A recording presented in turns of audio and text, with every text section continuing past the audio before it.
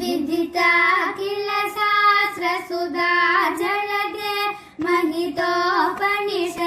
कथितार्थनिधे हृदये कलये विमलं चरणं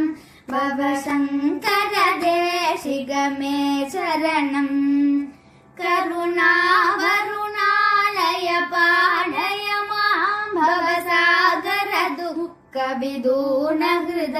रचयाखिल दर्शन तत्त्वविदं भवशङ्कर देशिगमे चरणम्